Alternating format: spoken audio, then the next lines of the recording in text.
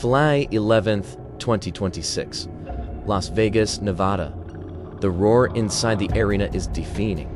After a grueling 5-year layoff, the king was finally back. Millions of eyes worldwide watched Conor McGregor walked into the Octagon. He was confident, he was calm. He promised the comeback of all comebacks. But exactly 69 seconds later, the arena went completely silent. A single jumping Caesar kick. That's all it took. McGregor's right knee buckled immediately upon impact with the canvas. As Max Holloway pressed forward, Conor's body simply refused to cooperate. He crumpled twice more. Holloway actually called to referee Michael Beltran to step in. Seeing the legend was completely compromised, it was swept off, a cheeky 1 defeat in just over a minute.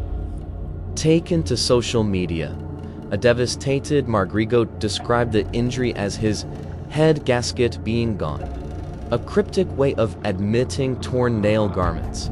He posted, "I had no injuries going into this fight. This came out of nowhere. I am beyond dark here. I can only describe it as hell. How did the sport's biggest megastar arrive at this tragic checkpoint?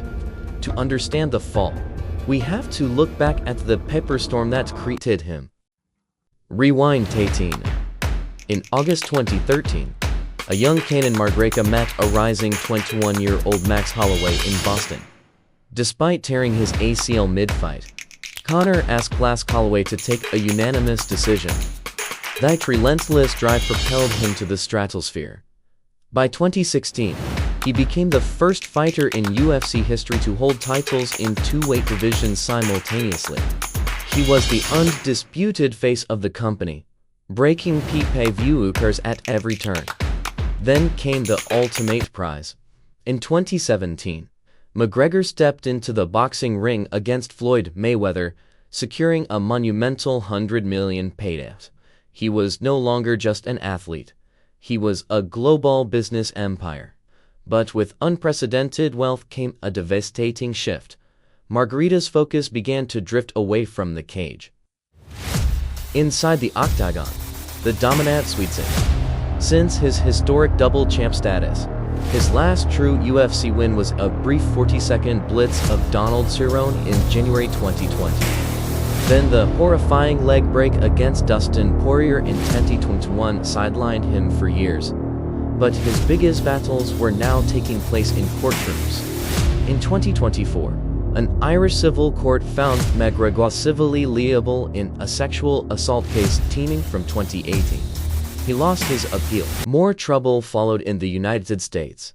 A civil lawsuit was filed in January 2025 accusing him of assault inside a bathroom at the Casino Center during the 2023 NBA Finals.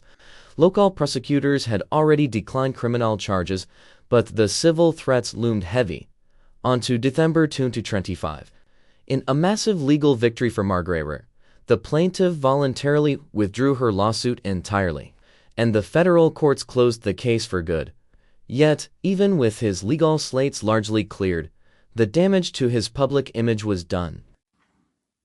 With his legal cases resolving, the UFC spent years attempting to orchestrate the grand return of their golden boy.